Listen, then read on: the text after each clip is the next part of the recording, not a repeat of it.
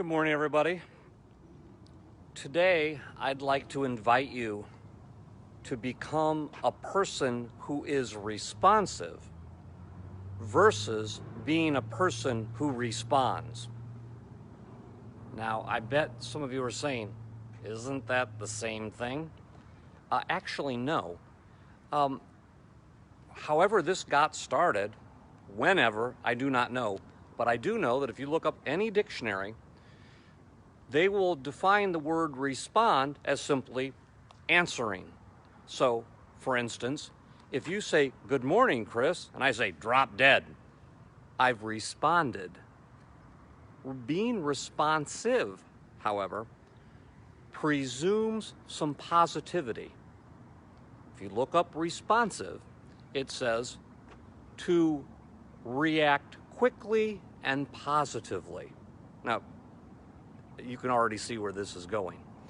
When times are hard, like during COVID, if we can develop the habit to be responsive and try to seek out the positive, try to affirm the positive, things are going to go a whole lot better. But not only during COVID, but always. Eventually, COVID will end. But if we've cultivated a habit of thinking the positive thing and then are responsive to life, including being responsive to challenges and negatives, things are going to go a whole lot better. Now, one of my personal theories about why the word responsive is positive, whereas the word responds is neutral. It's just, you respond, you've just answered in any way, is I think rooted in a religious reality of the Hebrew Psalms, where the word responsive refers to how the Psalms were sung and recited in worship and have been for 3,000 plus years. And some of the Psalms are called responsorial Psalms. And I think this idea of dividing that responsiveness is positive has been around now for millennia. So that we say, for instance, is the patient responsive? Meaning, is he alive? It's a good thing. Patients want to be responsive. And it's a much more neutral inquiry if a doctor or nurse goes, did he or she respond? You see how the division might have started a long time ago and have theological roots. So you will not be surprised that I'm going to share a psalm which I think particularly illustrates the beauty of being responsive. Just in case we need reminding, in most worship in the temple and in synagogues thousands of years ago, men and women would be divided left and right, as they still are sometimes in the more Orthodox Jewish worship. And the Psalms would be a back and forth. And so today I'm going to do Psalm 126 because it's particularly good as a responsorial psalm.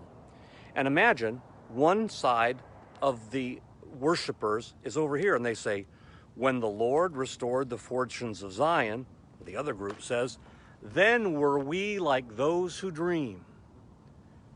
Group A says, then was our mouth filled with laughter.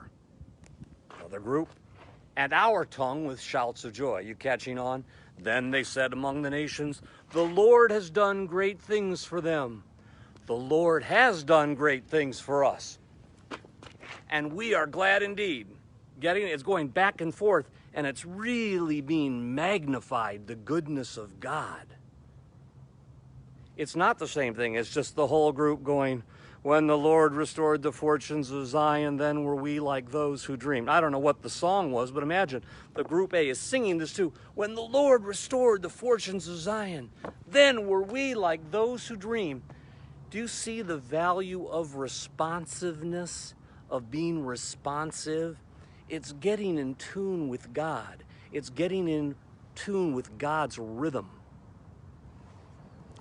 There's a real value in what I'm talking about, and I want you to look for opportunities in your life to be responsive. One of the things we did last night here at Epiphany Church on Wednesday nights, even during COVID, we're having the COVID edition of Supper Song and Praise. And I offered the prayer of Jabez to the group, and we did it in a repeat form. But remember, repeat is a form of response. So when I said to the group, "Oh, that you would bless us indeed," they said right back, "Oh, that you would bless us indeed. And enlarge our territory." They said, "And enlarge our territory." You see, it magnifies the message.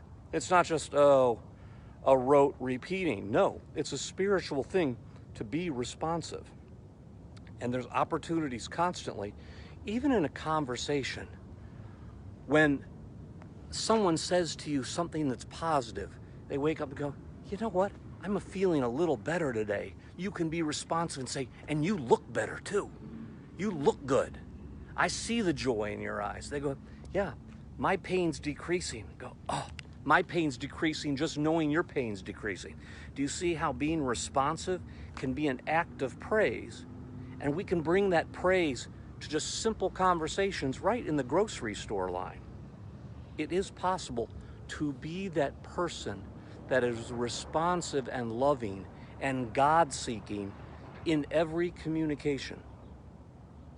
Let's do Psalm 126 and take it on out of here. "When the Lord restored the fortunes of Zion, then were we like those who dream. Then was our mouth filled with laughter and our tongue with shouts of joy.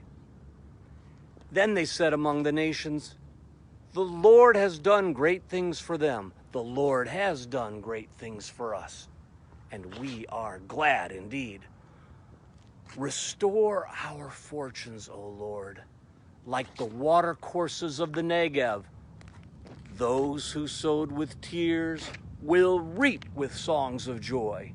Those who go out weeping, carrying the seed, will come again with joy, shouldering their sheaves."